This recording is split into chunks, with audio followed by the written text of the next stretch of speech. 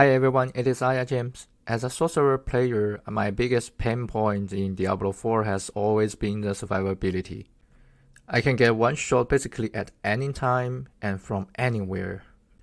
Sorcerer is still the squishiest class right now because of lack of armor and resistance not working great in World Tier 4. After spending hundreds of hours playing and researching, I'm now able to face tank enemies that are 40 levels above me. So I'm excited to share my key learnings across aspects, gears, and Paragon Board that help me achieve the tankiness and enjoy the game without worrying about dying randomly. Hope it can help you enhance your favorite build and have more fun in Diablo 4. So let's begin. First, use Disobedience at Amulet. Armor is still the number one damage reduction mechanism in the game. The 15% armor difference of the Disobedience alone is a 27% damage reduction to enemies 40 levels above me.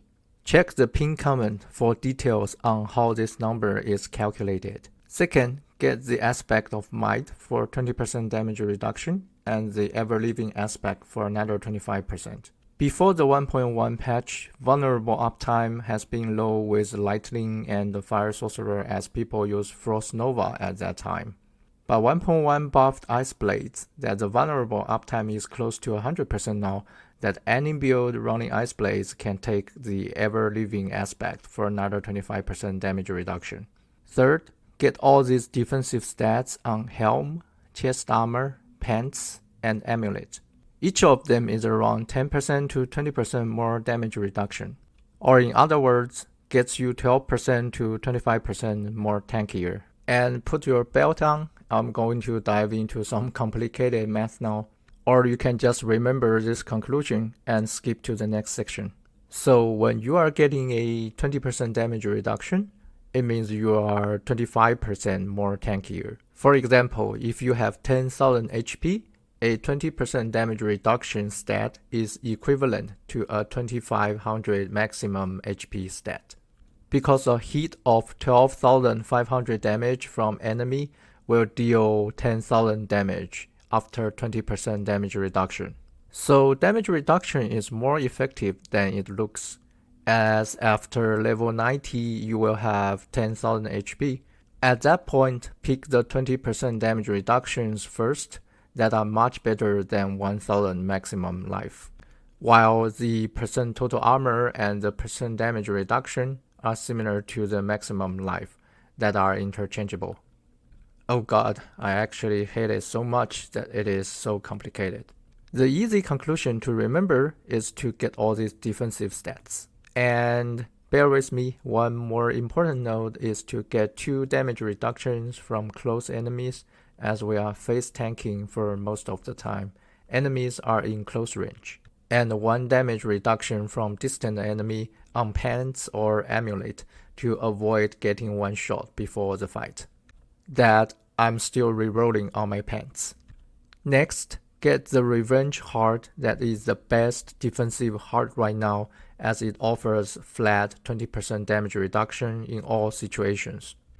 And don't add Glass Canon after level 70, it will just make the survivability issue even worse. The 1 rank from Raymond is unavoidable.